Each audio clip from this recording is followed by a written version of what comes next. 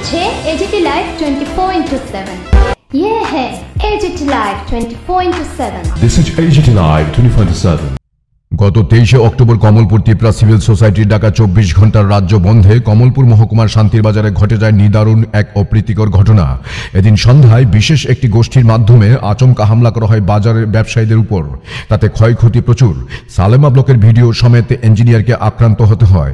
এই ঘটনার পর 4 নভেম্বর এলাকায় আসেন কংগ্রেসের প্রদেশ কমিটির দুই নেতৃত্ব সুদীপ রায় বর্মন এবং আশিস কুমার সাহা। শান্তির বাজার গিয়ে তারা ক্ষয়ক্ষতি হওয়া পুরো এলাকা সরেজমিনে পরিদর্শন করেন, কথা বলেন ক্ষতিগ্রস্ত ব্যবসায়ীদের সাথে। তবে শান্তির বাজারে এখনো পরিবেশ থমথমে। নিরাপত্তা কর্মী দিয়ে মোড়ে রাখা হয়েছে গোটা বাজার। Bureau report, AGT live 24/7।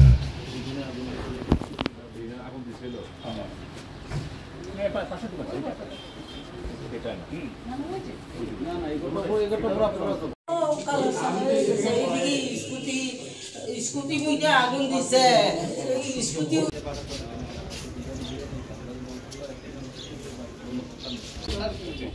তাহলে আপনি কি দিলেন তুমি এমনি করতে করবা একটা মধ্যে কত দিতে কো একটা আবার গেছি কো বাবা কয় কাপ দিছো প্রথম কে লম্বা লাই ওই না লাগবে না ইয়ে মতো দাও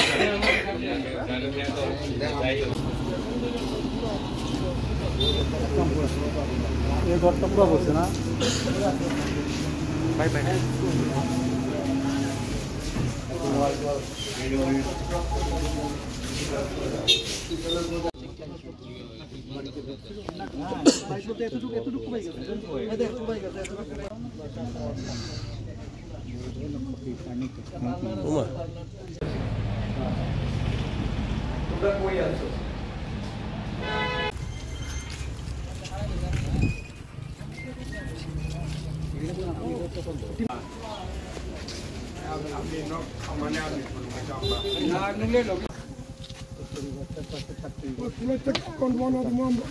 আমরাও চেষ্টা করব প্রশাসনের দিক থেকে কালকে তারা যাইব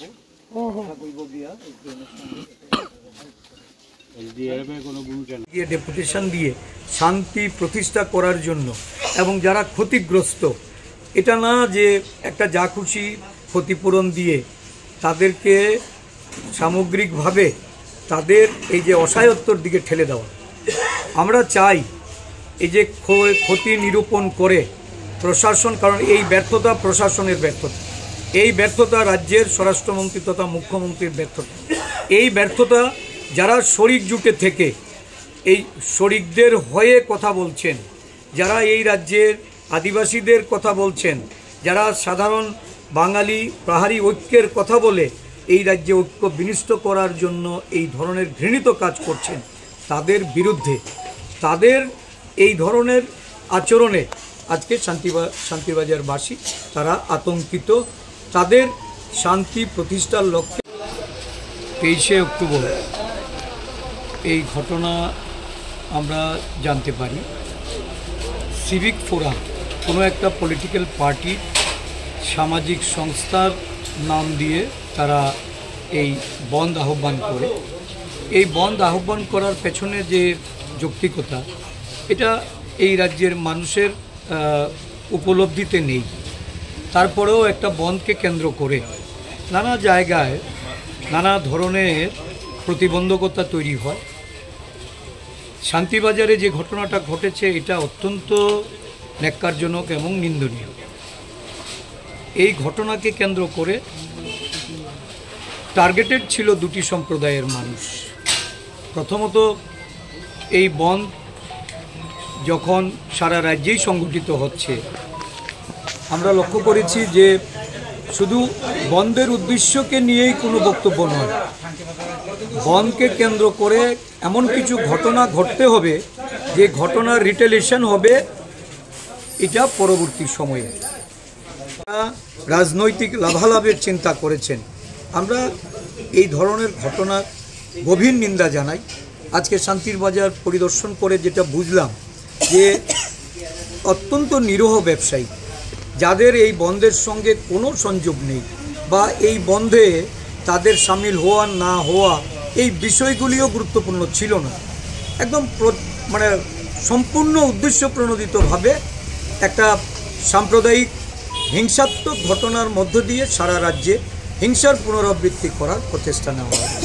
এই প্রচেষ্টা আমরা যে কোনো মূল্যে সমস্ত গণতন্ত্রপ্রিয় শান্তিপ্রিয় মানুষ আমরা এটাকে প্রতিরোধ করব।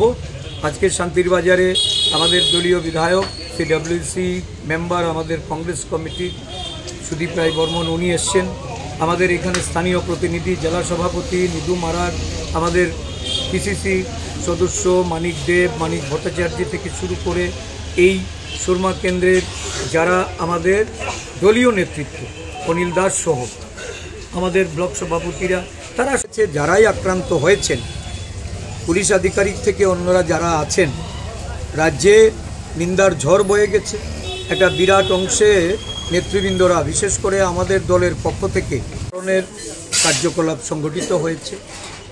আর শান্তির বাজারে যেটা ঘটেছে, এখানে প্রথমত একটা সম্প্রদায়ের মানুষকে টার্গেট করে যখন আক্রমণ শুরু হয় এবং দেখা গেল এই ঘটনা পুলিশের উচ্চপদস্থ যারা এই মহকুমার আধিকারিক তাদেরকে সামনে রেখেই সংগঠিত হয়েছে।